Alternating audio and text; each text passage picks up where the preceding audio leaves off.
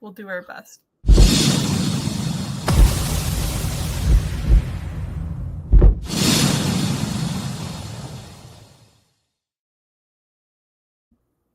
We're here. We made it. We made it. I feel like it's recently returned. Yes, I feel like it should make a little graphic video that shows us like just sliding in our chairs like last minute to play at the beginning. Like, here we are. Right? Yeah, I think we were all running a little behind and slow this morning. And techie issues. Well. Yeah.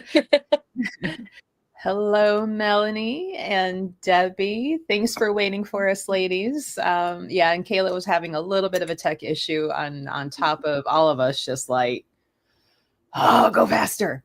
So we are I don't here. know what's going on today, but it's apparently a lot. And so Kayla and Heather have some experiences in a place called 101 Cafe that we will say was in Winchester, Indiana, because I guess there's kind of question about whether or not it's even still in business after a fire. Yeah, it's gone. Okay. So if you guys have questions about their experiences, please feel free to ask them. We've got a handful of pictures because I guess because it is so gone, like you can't even go in there. Like there's no other evidence or pictures. We have some historical and some history facts, but yeah, apparently it's like, well, and it's not the first time this has happened there, so it's got its own history of things. But I guess it's gone now, right, Heather? Like it's gone. Not my even understanding is it's gone. Yeah, it's. I don't know if it's been torn down. I haven't been back in years, but I know that the page hasn't had activity in a very long time, other than selling off items that had been in the building. So I'm assuming it's out of business now too. Okay. It was a cute little area too. Besides the paranormal building itself, it was a cute little area. Yeah. Well, then you have to wonder, right? So I'm going to put up like the historic photo of way back in the day. And what I found funny was the caption was like, look how the men loved hanging outside. I'm like, that's your selling point for your photo.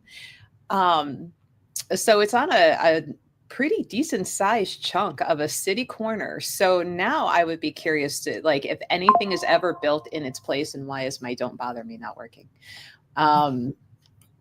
Like if it would have activity, you know, whatever new business or building would have. I imagine it would, given all the history of it and all the things that have transpired there. I really feel like I mean, I'm sure rebuilding there wouldn't go well, to be honest. Right. Now, did it look somewhat like this when you ladies were in it and going to it? Yeah. I mean, pretty close. Obviously, it's a little more worn down since that picture was taken, but pretty well the same, yeah. Yeah, the whole town was kind of like, it was just a really cool like step back in time. I don't know, it was kind of neat. Yeah. Yeah, so that was what maybe more of what you were seeing, those bottom pictures and a little bit of history. Never mind the kind of headless woman. I was like, I'm going to crop all of this other stuff that happened a long time ago. Now, she was the last owner, right? Yeah. Yep, that's Rose. She was the last owner. She was the one that owned it when we went and did our investigations. Wonderful woman, truly. She is just a fantastic person. Now, what kind of experiences was she having, you know, in her place besides apparently fires? Yeah. There were tons of things going on there. I mean, there were things from things falling off of the wall, like mirrors falling off the wall. There are voices, like disembodied voices that you would hear. There was a lot of dust, so it was hard to say if the orb activity was actual orbs. But again, it was a very dusty, very weathered building, we'll say, and so crumbling plaster and things. So as far as orb photos in that place, it's kind of hard to really debunk those ones, but we had people getting scratched, we had people getting like their shirts pulled on, like tugged on, kind of like a hey. Lots of crazy stuff. A couple perverts in there, pervert spirits. Yeah. Kayla had that experience. Yeah, which you could actually like start talking. So we had a recording, but we decided not to share that because we don't have permission from people that were part of the investigation. We don't have a way to reach out to them anymore. We have their permission to share that, but you could actually have conversations that kind of get them amped up to be more perverted spirits without like, instigating them. It was kind of like you could have conversations between yourselves and you could feel the male spirits come in and be more active and touchy feely. Yeah. That being said, also playing anything like a fire alarm or saying something about a fire would trigger a lot of things because, as we said in the beginning, this was not the first and only fire. So, and Heather knows more about that. Yeah. So the image that's up on the screen right now has some of the history about the building, and it's really tiny, and I'm old and don't have my glasses on. But the building has served as many, many things over the years, but the cafe that had been there before it was purchased and used for paranormal investigating had to close because of a fire, and it wasn't the first fire, and obviously not the last fire. The building has been riddled with fire issues over the years, as well as been used for so many crazy different things. Some of the things it was used for included being a speakeasy. So some of the history is going to be kind of hush hush. We're not going to know if there were additional fires during the time of the speakeasy because they wouldn't want to tell that, their little speakeasy was on fire. It would have been a secret. So they would have dealt with that kind of hush hush. But there was evidence of that for sure. Yeah. And evidence of some kids being held there and some women being held there during that time too. So, yeah.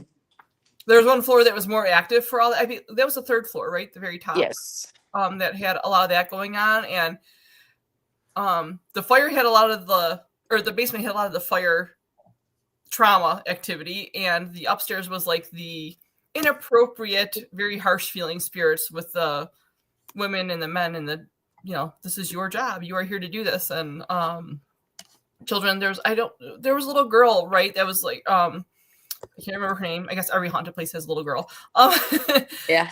Wasn't there a little girl that like kept running and hiding in the building and that somebody had like the history on her? Yes, I don't have the information anymore. So unfortunately, I left a bad marriage, and when that happened, I left behind all of my paranormal evidence and equipment. And with that is a lot of the information and research that I had spent tons of time doing. So unfortunately, all of this is having to come from memory for the most part. But there were so many named spirits in that building that had stories tied to them that had been corroborated by historical evidence. I love when that happens, when you can actually tie, Mhm.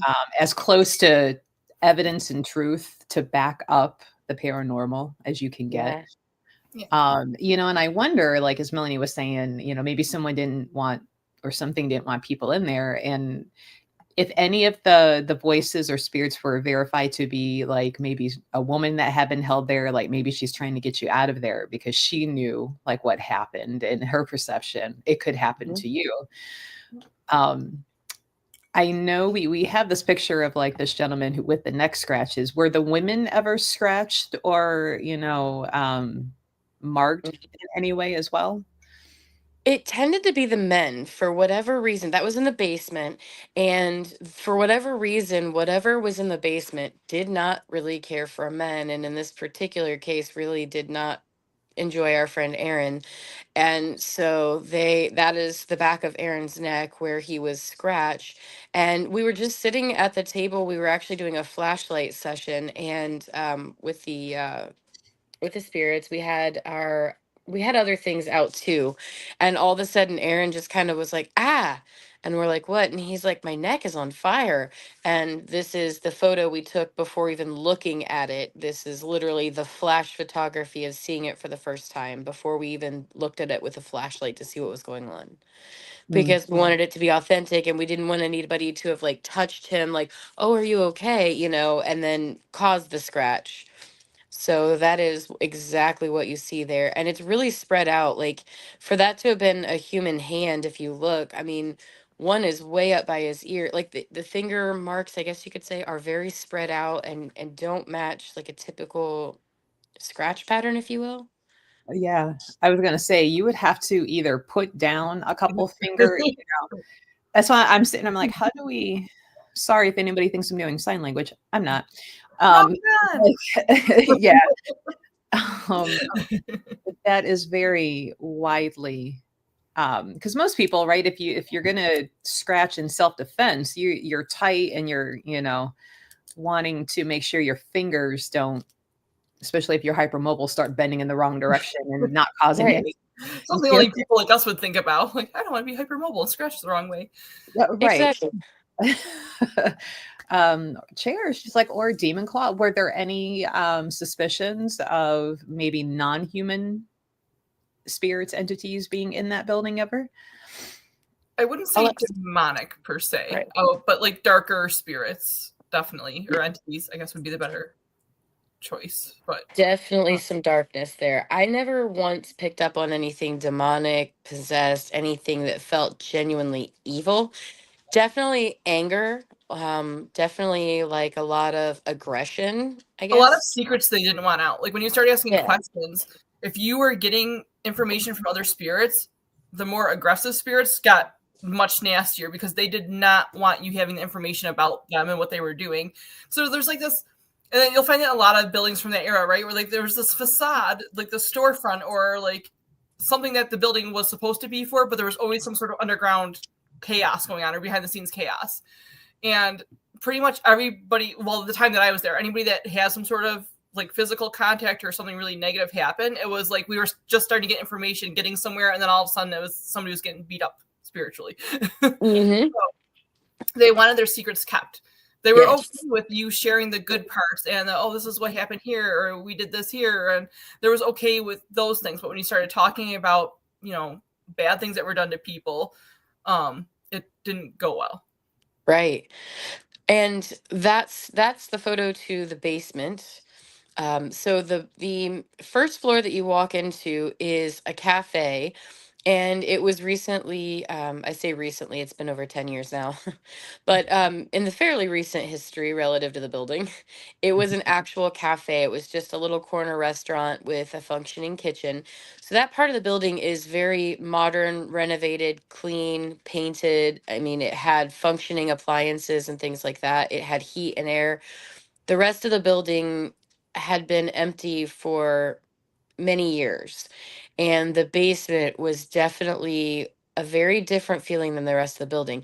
Some more history on the place. It was the original source of Mrs. Wick's pies. So if you've ever had Mrs. Wick's pies or Miss Wick's pies that you can buy frozen in the freezer section at most grocery stores, that brand is originated in the building that you're looking at here. And right above that basement door is a kitchen, and that's where Mrs. Wick's pies started at.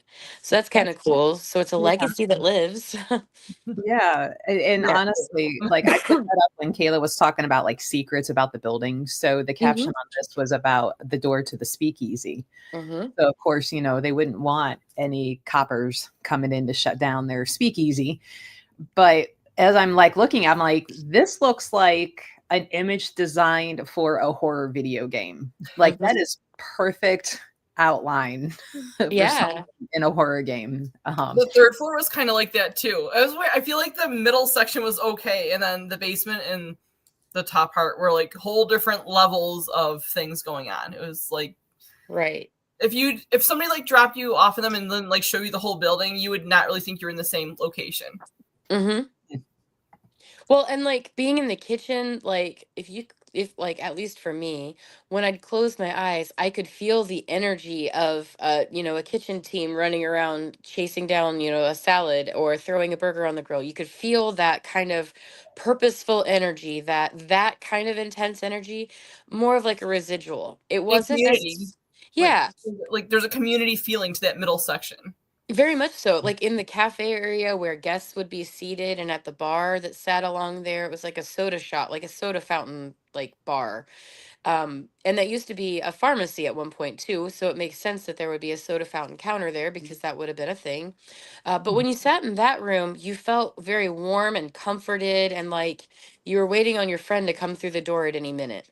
But then as soon as you leave that part of the building and go to any of the apartment spaces that used to be a brothel upstairs, any of the other things that were there, or, it just it's a very different vibe there. And I often wonder if that didn't lead to all of the fires, like that kind of clash of energies, if you will.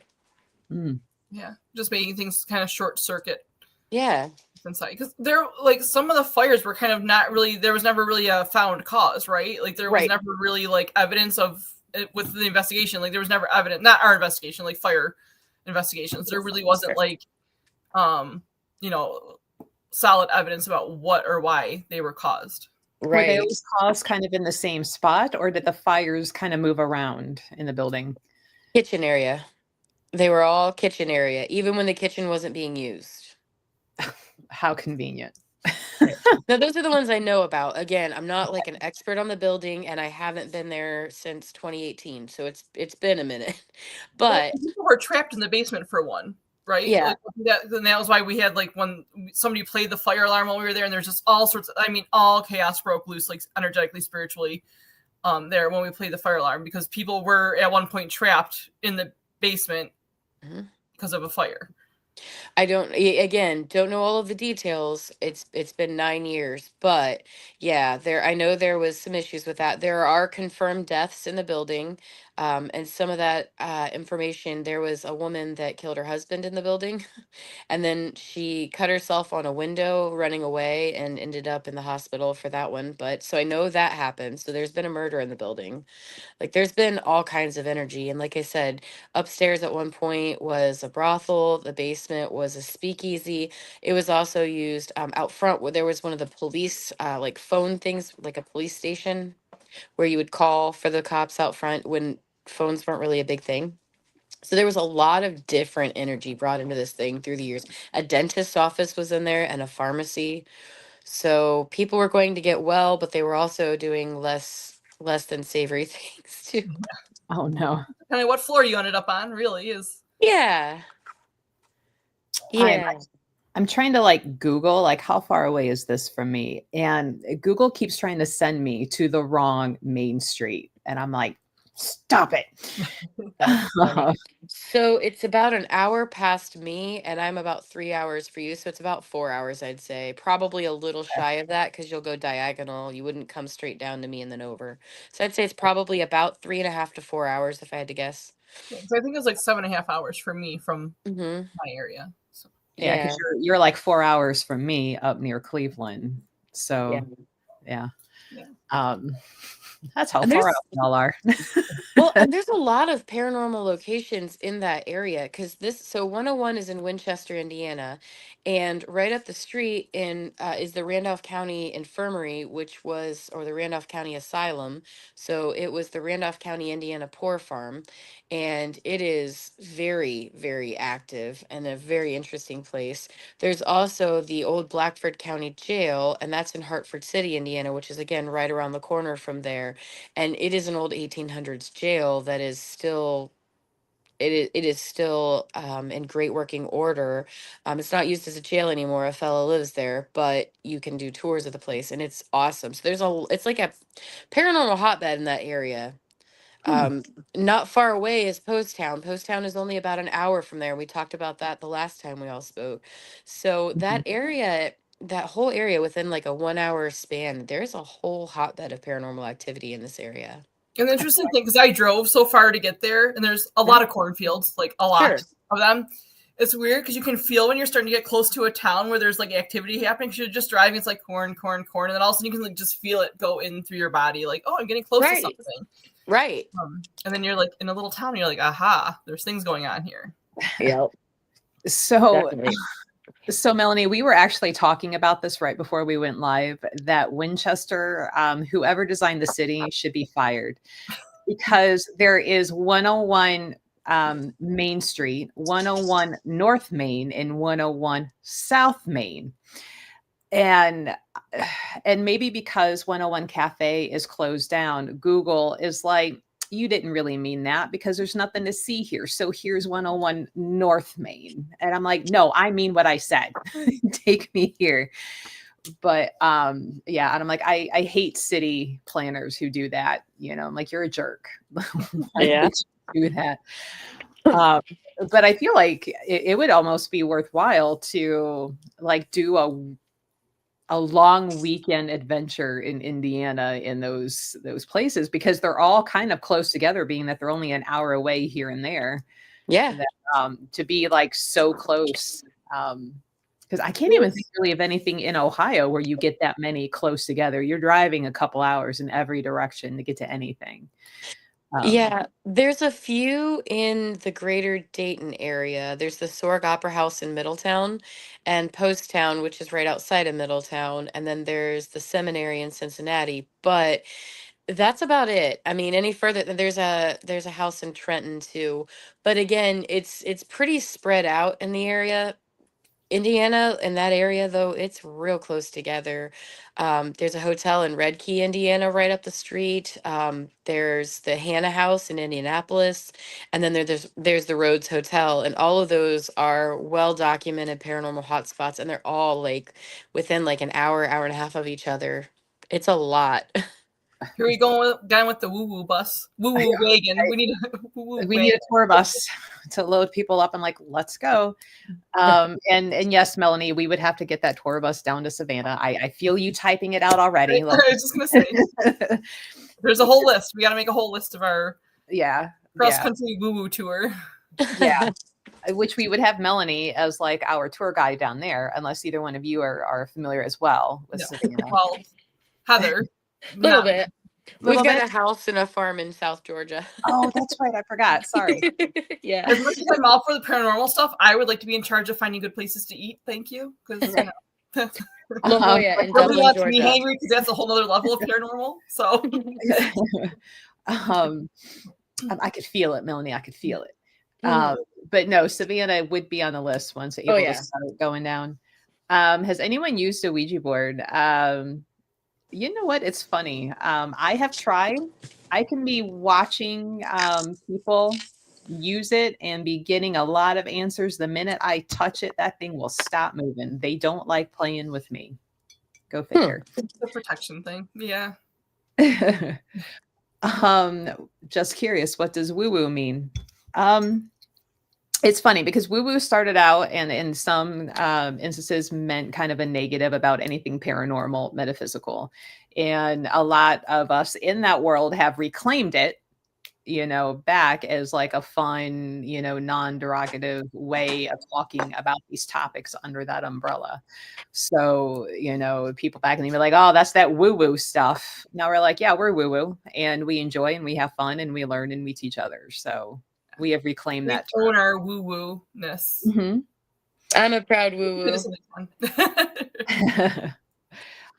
Yeah, Marianne is not a fan of Ouija boards, and she would yell at me. She's like, "Why do you sell these?" And I'm like, "That keeps us employed. What are you talking about? This keeps you going out, Marianne." Like, I think just like anything else, though, you can get yourself into trouble just using a pendulum or dowsing rods or other dowsing methods, even muscle testing. So just be smart, be protected, learn how to do things. I mean, anybody can pick something up and play with it. You just don't know what you're gonna get. And that keeps you employed. You can sell the things. People do not smart things, don't ask for directions, and then you can call me afterwards. I will gladly. I'd rather not have to, but I always will. And for me, Ouija boards have always been no different than an EVP recorder, because if with a Ouija board, you are asking spirit to communicate with you and using the planchette as the vessel for communication, right? Mm-hmm. And then when you're using a digital recorder or even just an analog recorder and you're recording and provoking questions, asking questions and asking for an answer, you're just streamlining the process. Instead of having to learn to spell and read, you're just getting the answer right out of the horse's mouth. So it's no different to me. So for me, Ouija boards have never been all that more scary than using digital recorders. And I think for me anyway, like even at 101, it was important to be protected when you're using both. And everybody gets really careful about the Ouija boards, but digital recorders are the same. I've definitely picked up some recordings that are nefarious for sure on a digital recorder, the same as I would a Ouija board. So for what it's worth, I mean, there's that. Even talking with the flame or using glass swirling, where you're basically doing the same thing, but with nothing marked out, right? You're just using it to guide answers, yes or no, that kind of thing. Yeah. There's so many different things, and I guess we can go way down the rabbit hole, which would be a whole nother podcast, not this one, as far as what cards, like what you can do with cards and runes and stones and that kind of thing. Like, yeah. any of it has a risk that comes with it. It's just a matter Sure. of how you're using it, what your intent is, and how well protected you are, and how good you are at clearing those things. Right. Right. So Chair asks, did you ever leave a clean, shiny surface like a mirror in a room and come back the next day to see if it has fingerprints? So maybe if you were doing like an overnight investigation, so you would be able to go back and look at something. I don't think I ever have done that. We did that at, I want to say Rolling Hills. Don't quote me on it. No, it would have been Waverly Hills. Waverly, yeah. I think it was there. We didn't have anything come from it, but we also had another couple people that came. They kind of basically invited themselves. So we don't really know that they didn't mess with it because like equipment mysteriously got knocked over, but it was like in a weird spot where it shouldn't have got knocked over. So it kind of seemed like people were messing with other people's equipment, basically is what it came down to. So there was no solid good evidence on that other than people were probably being kind of jerky. And once those people left, everything changed. So, I mean, but as far as, yes, we did try that technique, and I do know other people have tried that too and have had good results with it. But the situation where I was there and tried it, we had other things going on that kind of detracted from that. So. Oh, that would have been cool. She's like, can you imagine if those prints matched old police records? Right. Like you solved your murder. Well, go ahead. No, we did use thermal contact paper. So it was a sheet a little bit smaller than a piece of just 8.5 by 11 paper. I'd say it was probably like a 7 by 9 if I had to guess. But it was a thermal contact paper, and it was like I don't know, the color of glow in the dark stuff, kind of that yellowy green pale color. And it was very thermoreactive. So if you touched it with your hand, it would turn like warm, like reds, yellows, oranges kind of colors. But if you like put an ice cube on it, it would turn cooler colors, like the blues and the purples and the greens, to indicate the color was kind of like the temperature. So it was like a giant version of the forehead thermometers that stick on, kind of, sort of. And we would use those in locations as well at times, and put them on the table, and, ask questions and talk, and, can you touch this paper? Can you show us that you're here?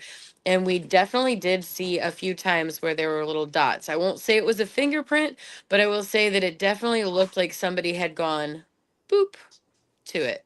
It pretty well looked exactly like somebody had done that. Now I want to go find this paper. I have not heard of this type of Why paper. do we not have that? Yeah, I can't remember. It was either Will or I can't remember if it was Will or Patrick had gotten like a kit of stuff that they had ordered, and it was just one of the things that were there, and we played with it a little bit, and it was really cool, so we took it out, and we never got like handprints or footprints or animal prints, but we definitely got like somebody went like that and booped it. Huh. Can you boop the paper, please? And thank you, Ghost. Right. And I mean, you get what you get, spirit gives whatever they can give, but it was really cool. Yeah, because you always hear about the voice recorders, the toys, the things that react when they get close or touch, but I have never heard of the contact paper. And I'm like, that opens up a whole new world of, having fun, maybe in a paranormal investigation. Probably not very good to use outside, though, I'm thinking. No, and not in sun, and you can't use it well, you can use it really anywhere. The thing is, like, it'll start to turn the base color of the room. So, like, when we use it in a basement where it's 55-ish degrees, it's going to start picking up a green cast because it's colder and it's thermoreactive, right? And same when you're upstairs in an attic where it's hot, it starts to pick up the yellow and orange warmer tones.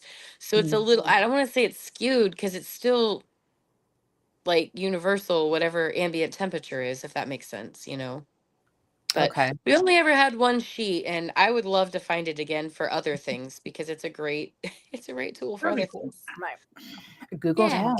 that. But You got speaking of connections. objects, well, you were talking about the objects. Misfit Manor was a big part of 101. And there were dolls that had been brought from all over the place. Most of them were antique dolls, they were antique mannequins. And it was a room at 101 that was literally just filled with dolls and mannequins. And it had a creepy vibe to it just because of all the antique dolls, because antique dolls are just creepy in general. But It definitely, you could feel a lot of weird energy in that room because there were so many people attached to so many different dolls. And it was just like very chaotic for me. That was an awkward room. How about you, Kayla?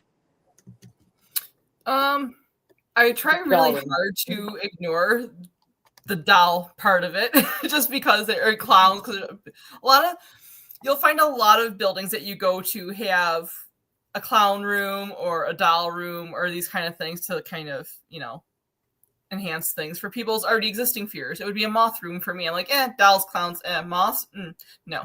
But yeah, there was definitely a difference in, I believe that's where the little girl was, right? That like it was like a mom and a little girl, and like the mom always kept protecting her. And I believe that was that area. It's almost like she was trying to get her to blend in there, or like distract her from the bad things, that were like keep her safe from the grown men. Is really what it came down to. Is like there was a mother there. She gave birth to her there, right? If I'm not mistaken. I don't honestly remember. Okay. But I feel like that was a thing. I feel like it was one of the ladies of the night that had gotten pregnant and gave birth and raised the daughter there. And I feel like her name was Sarah. I really feel like her name was Sarah. And there was like the really angry guy that kept trying to get to the little girl, even like in spirit kept trying to get to her. And it was like, that was like, the mother was not vicious. But she was very protected, like doing everything she could, like basically throwing herself out there. But I remember feeling like she was using the dolls to hide her daughter, basically, and to be a distraction more than the dolls being creepy themselves. It was more like a camouflage. Yeah. So the doll part didn't bother me. It was more the whole, like, as a human, right, being so mad about somebody doing those kind of things to women and children.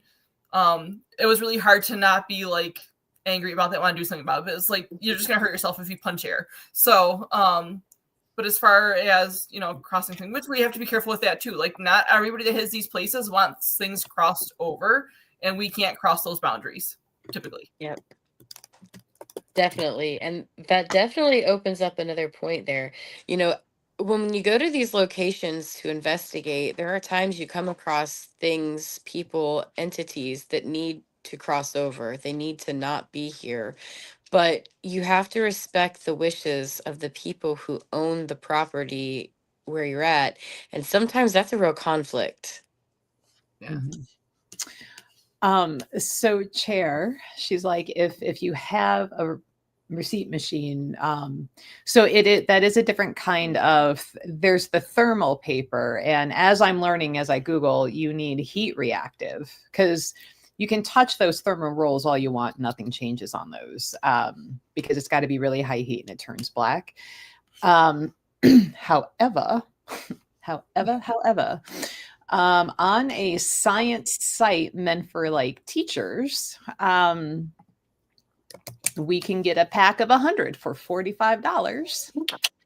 And if anybody wants to order their own pack of heat sensitive paper, there's the link in chat.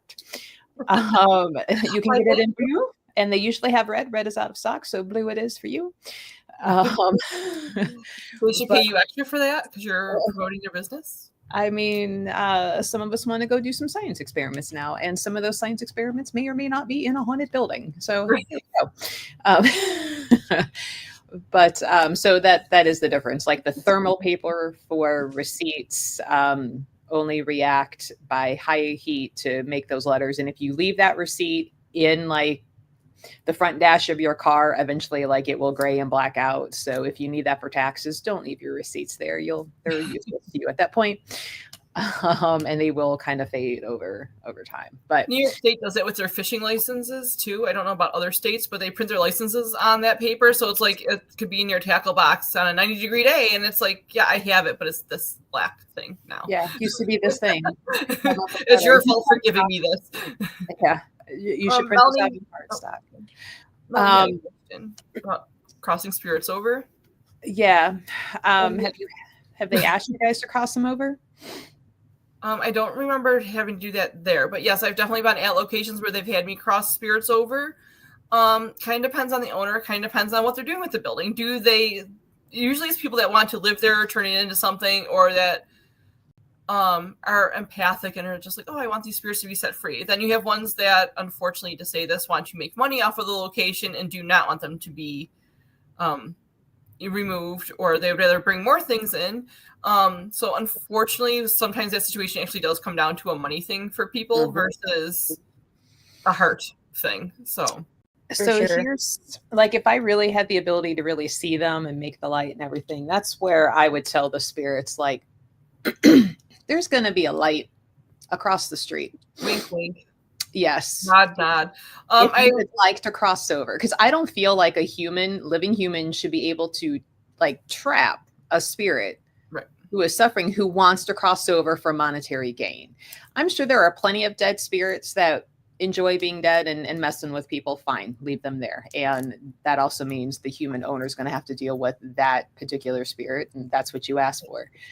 But you got a little girl, you got a mom, you got a dad, you got whoever that's like, you know, I would like to cross over and I don't know how. And you're like, well, go across the street. That big white bright thing, walk into that. There's several of us, I might know one, that do that. Which is also why sometimes teams don't want to work with you. But sometimes you literally just, you're self-conscious, doesn't want to, it's not okay. And sometimes you kind of have to make that call, even if you're not saying something to anybody. It's not about me getting attention for crossing spirits over, right? It's about doing the right thing. And sometimes it's like, okay, I guess I can live without doing this because this is kind of what's going on. But sometimes it's just like, well, I get that you're saying that. However, this isn't okay. So we're just going to kind of do this anyway. I guess it's just kind of a personal judgment call or what you're comfortable with. And it is harder when you're paying to be at a location. When somebody's having you come to their house or somebody actually wants you to come help with things, it's kind of a whole different ballgame than when you're going to a paranormal active location that's been documented and is famous and is on TV because they want to keep, it comes ego and money are there. So. Well, and a lot of these places require a lot of restoration or maintenance in order to keep them, to preserve them. And that requires money. And some of these large properties. Sorry. Some of these large properties. We are not rated for children. You're fine. Okay. My bad. I am not rated for children, so. You know, some of these properties, though, I mean, they take an obscene amount of money to maintain, to get them to be structurally safe, to even just continue to exist for future generations to explore, right? And so, I mean, I get it. There's that too. I mean, I sincerely understand both sides of it, but it is a bit of a moral dilemma. Sometimes you have to kind of pick and choose what you're letting stay there, though. Like the ones that are really like, a child shouldn't be left in it. You would not leave your personal child with humans that are abusing it or doing things to them. So like, you know, sometimes you kind of have to, like, I'm glad you're getting a lot of evidence from that. However, it's just not fair. Right. So, and it's interesting though, because a lot of these buildings that do get worked on and they do need the money and they use many of them do use those funds for that. But things like 101 happen where it continues to have random fires where there's no evidence of the cause of the fires, or there'll be flooding issues and pipes breaking. And those things are literally spirit in the universe saying, what the hell are you doing to us? This isn't okay. And usually the more people try to stop that, the worse it gets. Yeah, it's rough. Was there like a starting point where the paranormal activity really picked up? Like, was it a certain type of business that went in that the spirits were like, we don't like this right here, stop it, versus like previous? As far as I know, there's been paranormal activity in this location dating back like long before the last owner had it. People that worked at Miss Wick's Pies when it was there would comment about things happening in the building way back then, and that was, almost 100 years ago. So, or possibly even over 100. I'd have to research it, but I mean, it's been a long time that there's been activity at that building. So it leads me to wonder almost if that was a burial ground, if that was sacred space for somebody else before it was ever 101 at all. Right. Yeah, the area itself has, it was one of the main, people were brought there with medical issues too there was a couple instances for that, I believe, right? Yes. So, it had a lot of things coming to it because even before it was populated like it is or was, years ago, it was like the closest hub that you could get to for help or to call for police or for fire. Like that's where you had to go, was there. So it brought all that energy to that area on its own, just because you're miles and miles and miles of cornfields and literally just cornfields. Oh, there's a lot of rodeo training places around there too. I remember that. I was like, I might stop there after. Wonder who's there. And it's right across from the courthouse. The county courthouse is directly across the street from it. It is a big, beautiful, ornate courthouse with statues and memorials to generals and war heroes. So you know you're at the right 101 Main if you see the courthouse. It's not one of the others. Inside the courthouse, but Yeah. But yeah, so I feel like there's been so many things to that. Like there didn't used to be like urgent cares. Like now we can drive down the road and there's like a well now pretty much everywhere, right?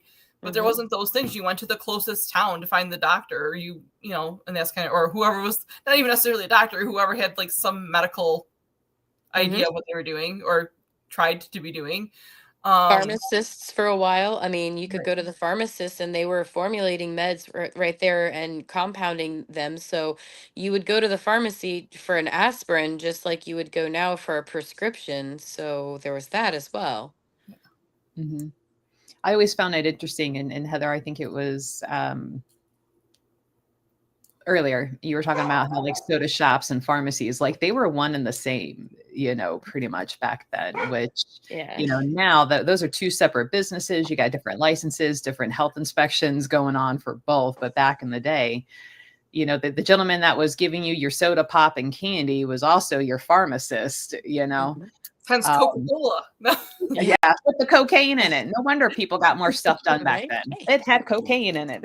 But you know, it's interesting because I want to say even in the current monsters about Ed Gein, which is so off what really happened, don't use that for anything to learn about Ed Gein. Like they keep showing him in that like soda shop, you know, fountain shop and everything, and you know, so I'm like, where are the pills and all of that back there? Because that was back in the 1950s, so maybe it had separated by then.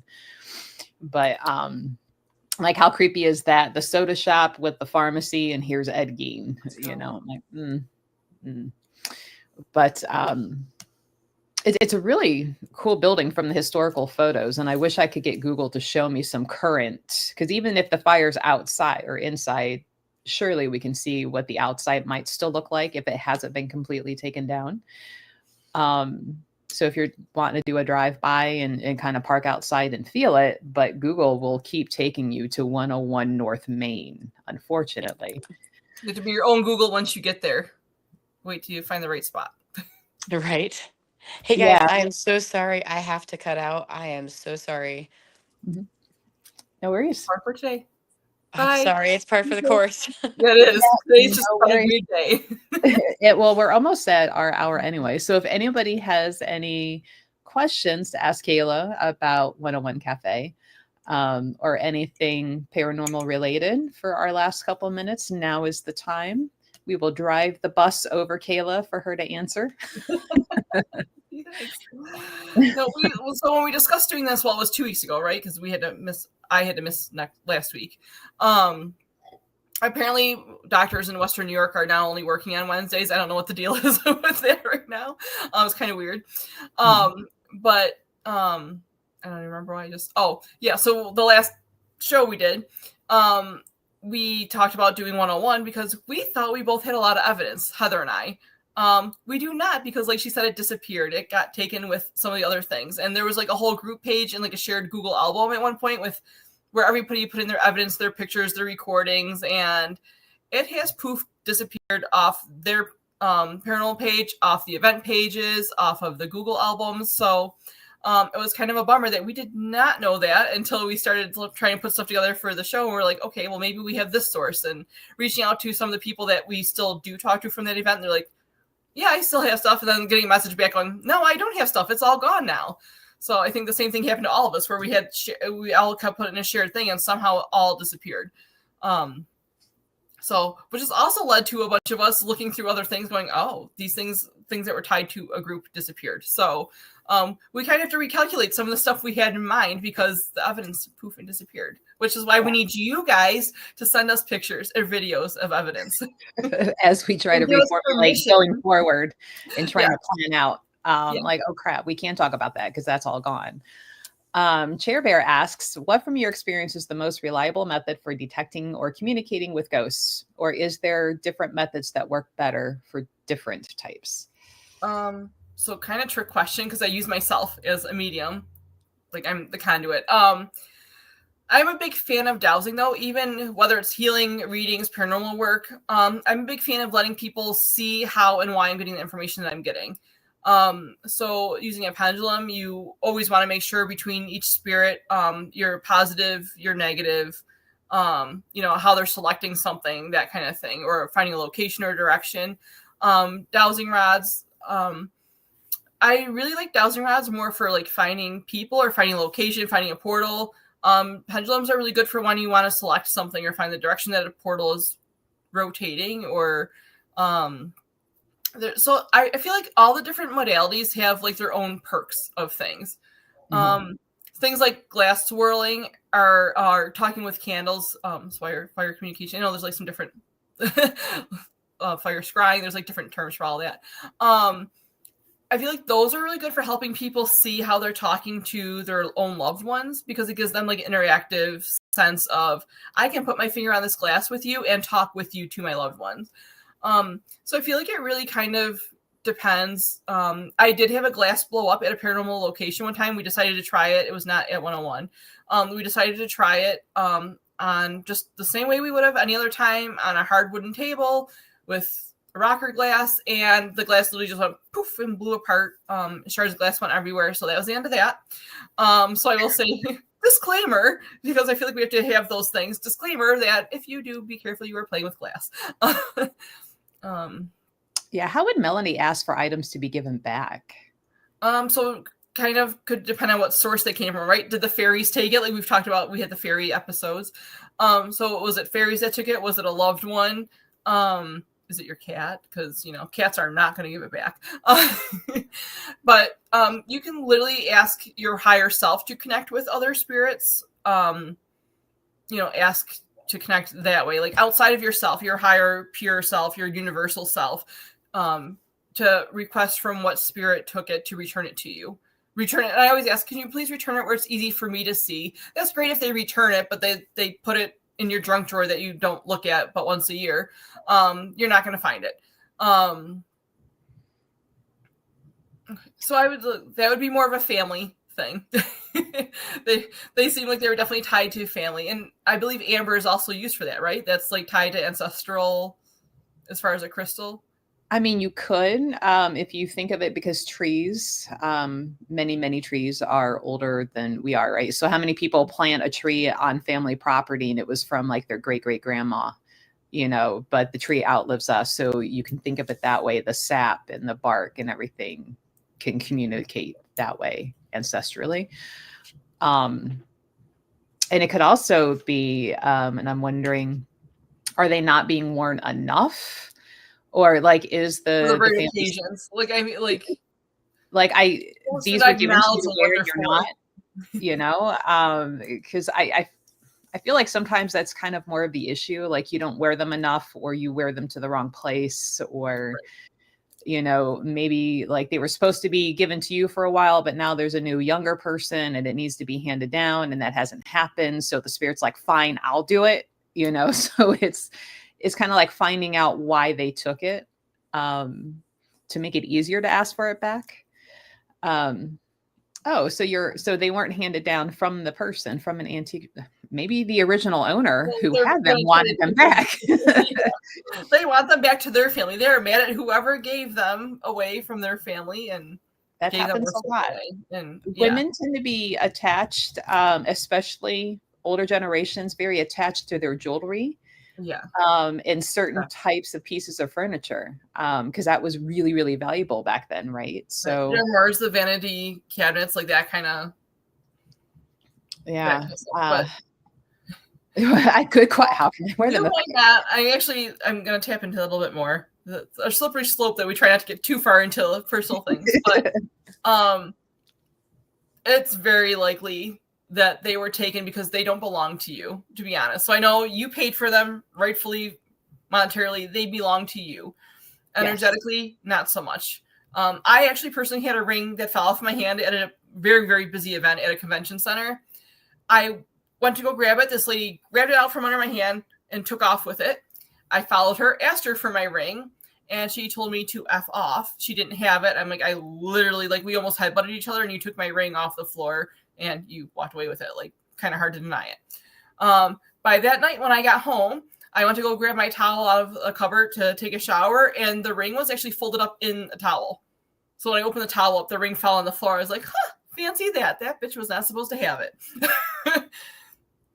So... Yeah, Melanie's like drawn to them, so that's why she bought them.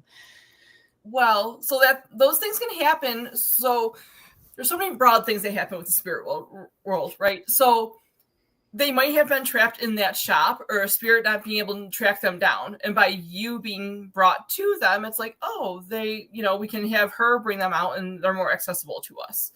I also do feel like they are something you're supposed to be handing down.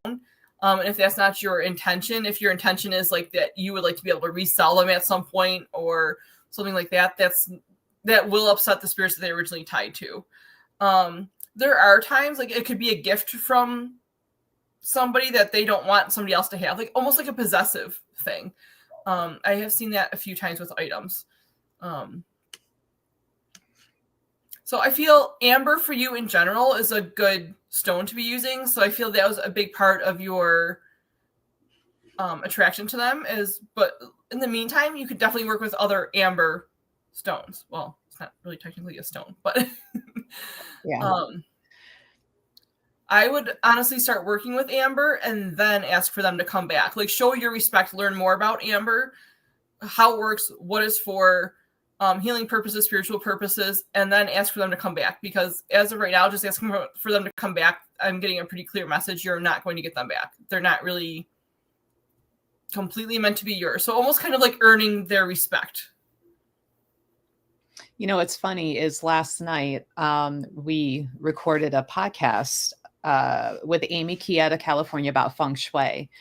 And in the very beginning, she was talking about how everything has a type of living energy, but places like houses and stuff do as well. But it's the humans that wake it up where the key, she says, to unlock it and living it.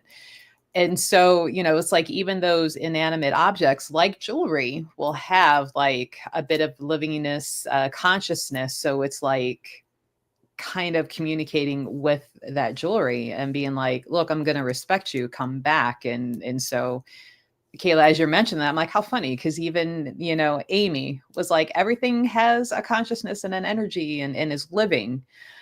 And I'm like, oh, here we go. We touch back on that again. And as we're talking about this and talking about passing down jewelry, like 2 of my rings are actual spoon rings from a great grandma. And, I will tell people, like, as, heat temperatures fluctuate and your hands swell and shrink, and sometimes they get loose. And I'm like, I will burn the world down to find those rings. Like any other ring, whatever, who cares? Those 2, I will find them. The world stops until I find those, because like they have been handed down. And kind of sad in a way that I don't have a daughter that I can hand them to, and there are no nieces. So this will have to be, keeping an eye on some like cousins and stuff at some point to be like, here you go. Pressure, all of you behave. Yeah. But I'm in the same boat. I have some really unique things that have been handed down to me from a lot of different places. I'm like, I have nobody to give them to. So yeah, I mean, unless Rune ever decides to finally, like, get a girlfriend or finally have a kid of his own, which I don't see that happening. But, and I'm like, actual spoon rings from great grandma Spoon's, cutlery set. Like, here they are. Maybe. He's 22 right now. He's not into all of that. That's fine. But, maybe it's someday. I'm too young to be an aunt. Yeah.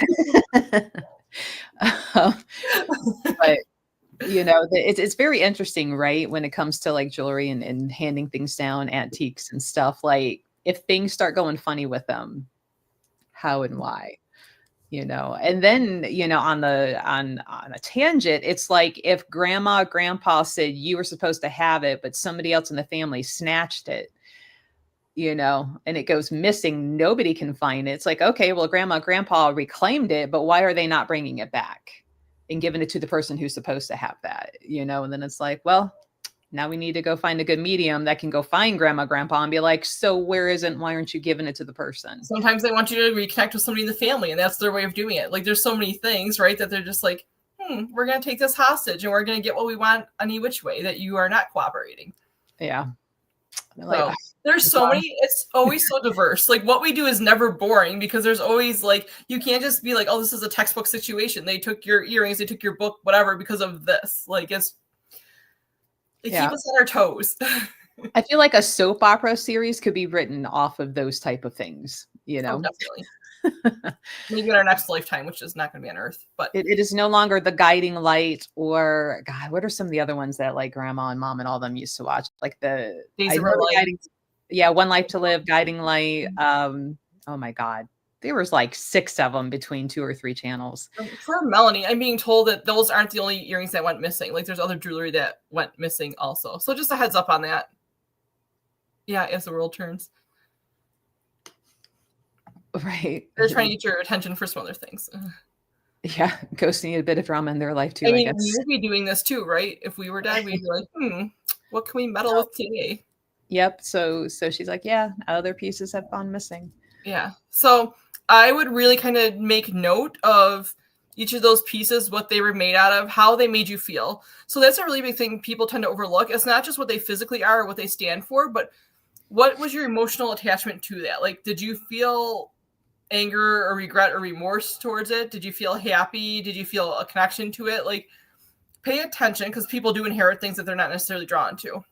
The other thing is addressing how you feel when you actually hold it. Like, how you'll hear things, they'll say, like, when you're cleaning out your house, hold the item and see how it makes you feel. It's no different than with the things that have disappeared for you. Like, think about how you felt when you had it. Or was there a reason you didn't want to wear it? Was there a reason you kept it in a box and not in your jewelry box? Like, think about those kind of things, who they're tied to, what they're tied to, where they're tied to, and then kind of see what happens. Yeah, she said they always made her feel safe. So just go back to the working with the amber for starters, and then work from there, and then start asking for them back. But keep an eye out for the other jewelry too, because they're testing you right now. I'm like really being told that they are testing you on doing your own spiritual work and your own like connection to things. So I'm almost getting lectured myself over here, which they do sometimes. All right. Well, Kayla, you mentioned earlier a few minutes ago about dowsing rods, and I wanted to point out, like, we carry dowsing rods. They're not on the website yet, mainly because they're handmade and each one's different. But the gentleman who makes those for us is actually Kathleen Fekatek's husband. And Kathy, she and her husband put on the Parapsychon at Mansfield, and she is the paranormal coordinator for Mansfield Reformatory.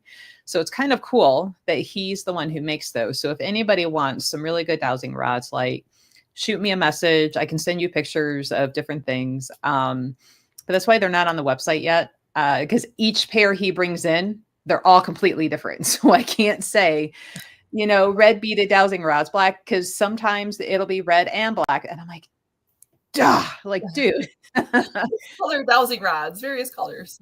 Yeah. I also now have to run because I'm getting another call. So I'm really sorry. But no worries. Yeah. I was like, I need to get going too for getting to the store. So thanks for joining us, see you guys next week. Thanks, everybody. And we'll see everybody next week. If you have any I said, you know what? I'll shoot that message over to Kayla as soon as I get off and see what she says. But if anybody has any personal stories or pictures or videos, please feel free to send them in. It is a safe space to do so. And we will kind of talk about it, go over it, ask you some questions like, what were you feeling? Where was this at? And, get some extra eyes on that.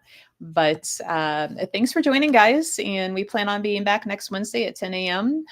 To talk more ghosty stuff.